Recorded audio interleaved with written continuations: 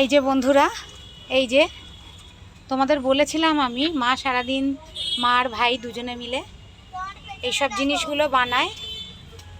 আর এই যে সব এইগুলো নিজেদের হাতে পরিষ্কার পরিচ্ছন্নভাবে তৈরি করে এবং এখানে গরম গরম ভেজে দেওয়া হয়।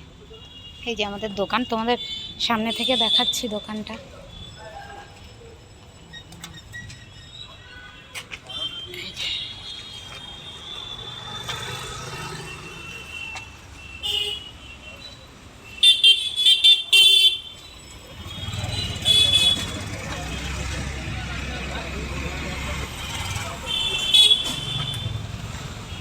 এই যে আমাদের দোকান, এই যে এদিকে আমাদের বাড়িতে যাওয়ার রাস্তা, আর এই দিক থেকে হচ্ছে বাইপাসের রাস্তা এবং আমাদের বাড়ির রাস্তার এই যে এখানটা মাঝখানে চিকু বাবা দোকানে বসে গেছে। মা গেছে একটু বাড়িতে,